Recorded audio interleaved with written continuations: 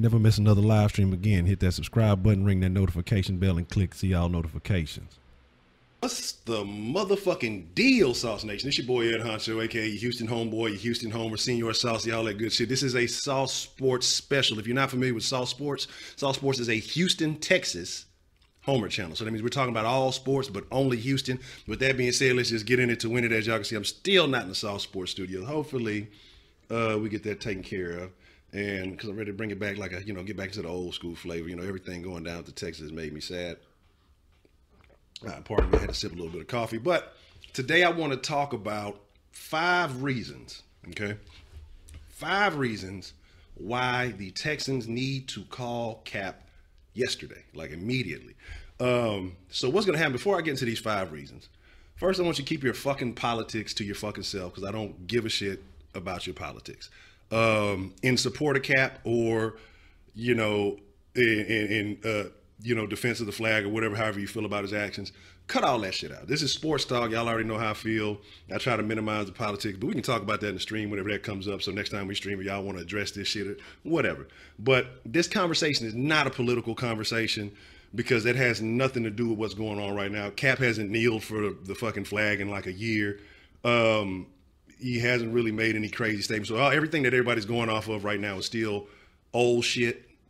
And so, like I said, I'm going to explain a few things if you listen to the entire video why the political opinions don't fucking matter in this situation. So let's just fucking get into it. So I'm going to do this a little bit different. I actually plan on editing this and doing some editing with it. So we're going to see how it turns out. But like I say, I'm going to give y'all 5 fucking reasons why the fucking Texans need to call Kaepernick yesterday. Had his motherfucker on speed dial. All right, so reason number 1. Reason number 1 why the Texans need to go out and try to bring Cap in immediately is the good PR for the Texans that will bring, okay? Let's just look at a few things. Okay, the other week, regardless of how you feel about it, like I say, move your politics, your emotions, and your feelings out of this shit. McNair made some comments that were divisive to the team. Actually, it might have been more unifying to the team because it seems like they all came together after some of those statements were made and did some things that are not normal to the Texans. So bringing in Kaepernick, 1, like I say, it gets rid of that idea, or not necessarily gets rid of it, but it clears up some of that racial belief, that racist belief that people have about Bob McNair. Stupid statement, yeah, absolutely. But it can be perceived however you want to perceive it. A lot of people say, well, those guys are really just being soft about it. They're making millions. And I can understand that opinion, but I could also understand the opinion that you work at a job, you work hard, feed your family and all this other stuff. If your boss man came to you and said, hey, fucking slave, you're going to work some overtime, or I'm not saying this is what happened, but this is how people are perceiving it. If you perceived it in a manner where your boss was being dismissive to you, would you sit there and just take it?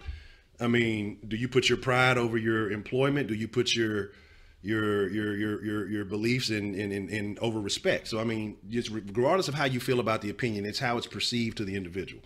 So we can talk about that. I'm not going to go into that because, like I say, most of y'all know how I feel about that shit. So that's not what it's about.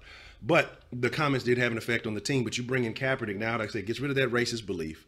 The whole court thing that you got going on, I don't know how that benefits, but maybe that benefits Bob McNair in that situation because he was one of the guys that's been deposed in the court case.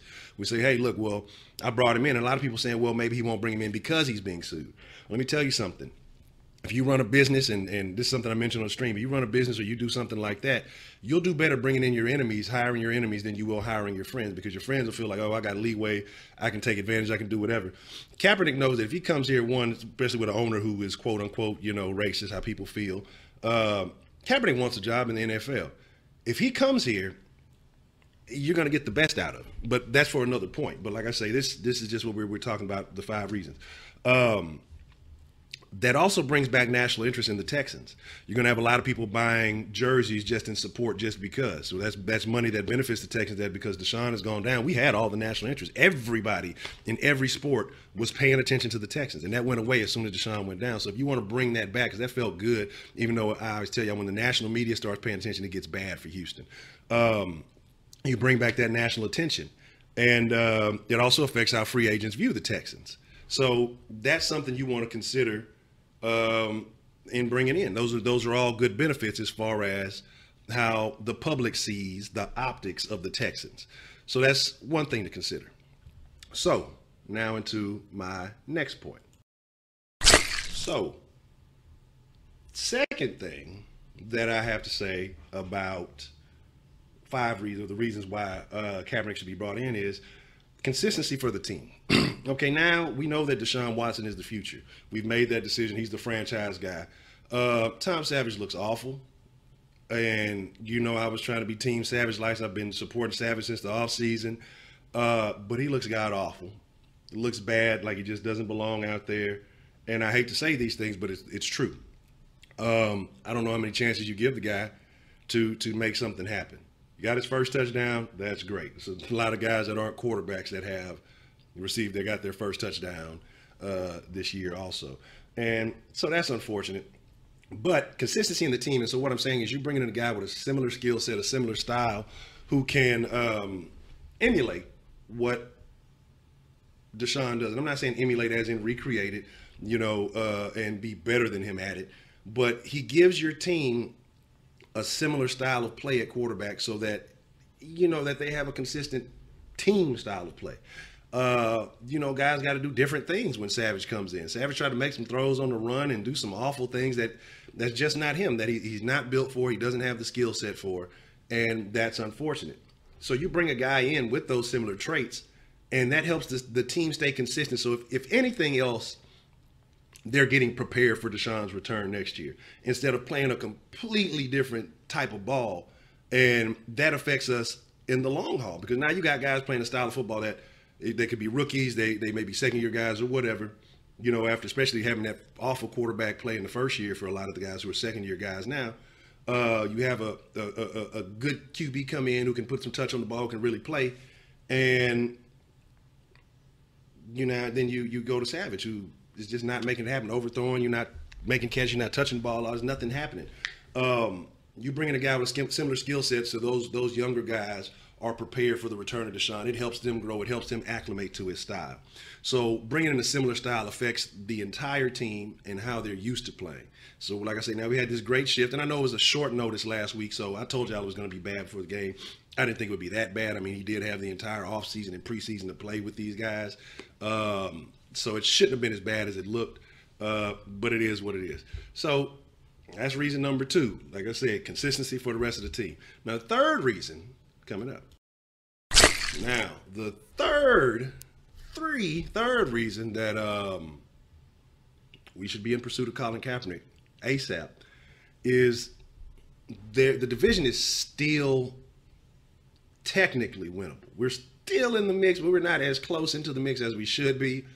So it's bad, but we can still possibly, because I mean, like I say, the Titans aren't really just that great. And the Jags are the Jags. Like I said, they're still kind of a 50-50 team. And we can still play ball. I mean, we'd have to win pretty much everything. And, you know, going against the Rams and some other teams, it's highly unlikely, but it's still attainable. And so that's the thing that we got to realize as fans, that we could still win the fucking division. It's not a tanking year. It's not a year to tank. It's not time to tank. It's not time to jump off the ship. You know, it's time to suffer a little bit, and it may be hard and it may be difficult, but it's not time to throw everything away simply because, you know, Deshaun Watson went down. The division is still attainable. Like I say, look at who we got to get. The Colts, who I think we still have a similar or better record than, and we got to play them again. So it's not out of the question. It would be very difficult, but I think that mathematically we're still in there. Some things would definitely have to happen that could really possibly happen. So I don't think you give up right away. So that's the reason. The next thing. All right. Reason number 4. Kind of ties into the last thing I was talking about the division still being winnable, but there's also absolutely no benefit for the Texans to tank. We have no draft picks in the first and second round. So even with the multiple picks in the third round, that doesn't give us really necessarily a lot of leverage. Yeah, I'm sure you could pack some picks together and do some things and possibly move up in the first during the offseason and all that other stuff, but that's not something I want to count on happening. You know, because what you got to look at, and then we talked about free agency earlier, we talked about other things. There is absolutely no benefit in tanking, because what that does is when you're talking about free agents and you're talking about guys like that, you're saying, okay, one, this organization doesn't want to do whatever it takes to win. And you know that bringing that guy in is going to give you a better chance to win than, you know, some of these other guys, a lot of these other guys, and then Savage or Yates or McGloin or whatever, you know, because when it comes down to it, Kaepernick's been to, what, 2-3 NFC championships, something like that. And y'all can talk about the last year he played. I mean, let me look at San Francisco now. You know what I mean? So let's be serious. They're a garbage team. And he still had what he was like, what, 16-4, 16 touchdowns or something like that, 4 interceptions. So, like, we can try to push that narrative that, oh, he's garbage, but you can't support any guy on this roster, any quarterback currently on this roster, and say that Colin Kaepernick's garbage. And you can't say that any of these guys are good and say that Colin Kaepernick is garbage, because his resume speaks for itself. You know what I'm saying? As compared to any of the guys that we currently have. Yates, even though he is a Bengal killer, you know, and we love him as a Texan for the thing he did for the organization. But Yates, McGloin, Savage, none of these guys are equally talented. Like I say, leave all your fucking politics out of this shit. None of those guys are as talented as Colin Kaepernick. You can try to come say, oh, this, that. You got to prove it. That's BS, because like I say, he had bullshit receivers and all that other stuff. You come over here and let him operate, I think he'll be A-okay with Fuller and Hopkins as targets. Ellington also, you know, Anderson. So like I said, these are all things that you got to consider. These are all things you got to think about. You give him the right tools, can he succeed? And that's clearly obvious, you know, but he just has to be willing to do so. So like I said, there's no benefit in tanking, because it makes us look bad as an organization. Like I said, it makes outsiders look like, well, outside of Deshaun Watson, they must not be working with shit if they can't win a fucking game. You know, guys who would love to come be a piece of that, of course, yeah, they see Watson and they're like, oh man, yeah, he's good at that. But what happens if he goes down? Then I'm going to be a part of a team that has nothing going on. Guys take these things into consideration. You know, guys want to win. And that's why we play the game. And that's why people play the game, because they want to win. So, you know, if it's looking like your GM is not willing to make the move, take the risk to bring those guys in, that's something that people are going to look at. That's what guys are going to look at. They're going to say, well, I may want to go be a part of that defense, but man, we're going to have to carry the offense the whole time, and that's not looking good. Or it could be a bunch of different things, a bunch of different factors that guys may look into. They may want an equally productive situation on both sides. But it could be anything. Like I said, I don't know, and I don't know all the free agents, but those are factors that guys will consider. You know, they want to win. They want to have a chance to win. And if your GM shows that he's not pulling the trigger on certain moves that would keep you in the game, you have to think about that as a player. You got to think about that as a guy who has a contract coming up. So that's another thing. Like I said, there's no benefit in tanking. We don't benefit from the picks wise. We don't benefit in free agency. And we don't benefit from just team morale. It just goes down the tank. So that's another thing to consider at number 4. Now, the last and final point, some of y'all are going to agree with, some of y'all are going to disagree with. This is a varying opinion, but number 5, check it out. All right. And 5, for my last and final thought on why the Texans need to go ahead and sign Kaepernick, is for the fucking love of Bill O'Brien. And I know people have their feelings about Bill O'Brien. I know my boy Wink say he got to drop his nuts, and I agree with that. But at the same time, too, you got to look at what Bill O'Brien's, the tools that he's been working with since he's been here and made the Texans relevant. Now, you finally got the piece that made it all come together. And you saw what happened. You know, you saw what his play calling did, his adjustments did. We had the best offense on the field, regardless of, you know, everything else. And yes, that's definitely, you give a ton of credit to Deshaun Watson for his talent and his abilities, but you got to give B.O.B. the credit for being able to mold an offense around his skill sets. You know, everybody else talks about, well, why didn't he do it for the others? These other guys don't have skill sets. He's been working with guys that have no tools to benefit. Think about it. Think about the names that have come through here. It's been a fucking laundry list of juice, dumpster juice. I mean, think about it.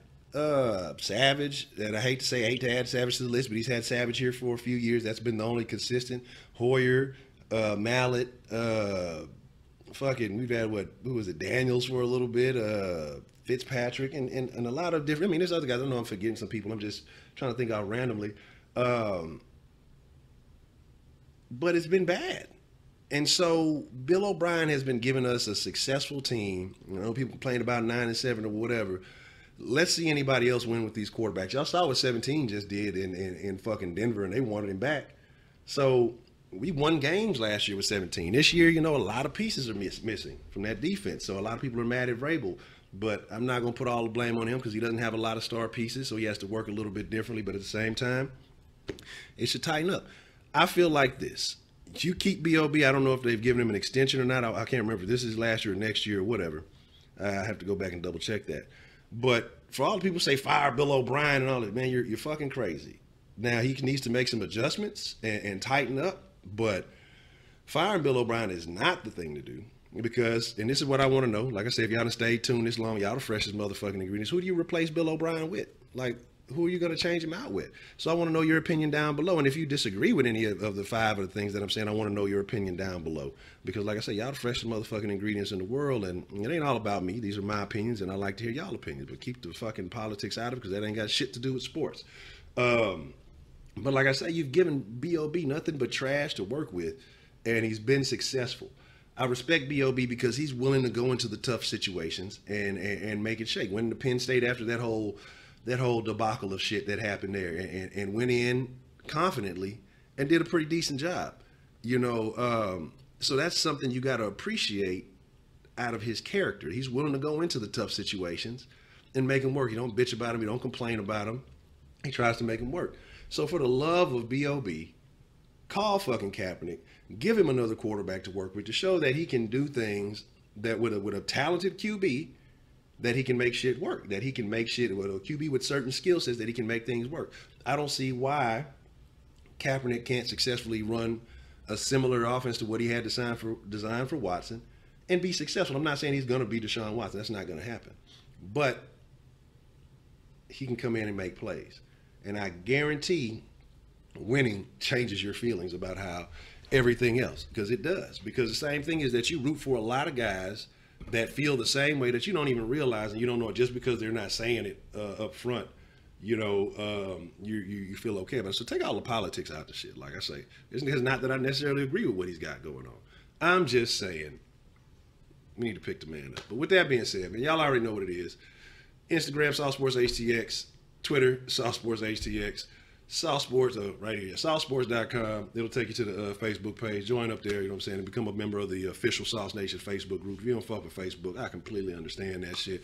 Hit me up at the, I'm fucking pointing wrong, HonchoSaucy on Xbox. Get on a game or something. We can run something. But, like I said, this is my 5 reasons why I believe the Texans should call Kaepernick immediately, or should have been called him after the game, during the game, as a matter of fact. So y'all let me know what you think. Like I said, I know there's going to be a lot of people who are going to disagree, but disagree with facts. Please, let's take your feelings, let's take your opinions out of it, because I can guarantee you this. There would not be any kind of rebellion from Kaepernick if he was to get a job, because he knows that this would be his last chance. He wants to play in the NFL. He wants to show this skill set off. And he's going to show that, hey, I'm not going to cause a ruckus. I'm not going to do any of that, because I haven't heard shit from him. He's already said that, you know, prior to that, he's not going to kneel. He won't do any of that other stuff anymore. The dude wants to play football. You can sit here and we talk about giving all these other people second chances and mistakes. I'm talking about a guy who kneeled for something that he believes in. Do you know what I mean? I'm not saying that like I said, completely, but just that the fact that we're getting so mad over people having opinions, I find that being very ignorant. So anyway, not the cause itself, the fact that people have opinions about other people's opinions. That's what I find being very ignorant. But with that being said, it's your boy Ed Honcho, man. Chug it up a deuce. Y'all stay saucy. Y'all let me know how y'all feel. Y'all the freshest motherfucking ingredients. We're going to try to get on the stream action tonight and all that other good stuff. We're going to see how this video looks, because usually, like I say, I don't dice it up. I usually just go straight through. But we're gonna see how it works out. I want to do some new things. So with that being said, I'm chugging up a deuce. Sauce Nation, y'all be cool like y'all be cool.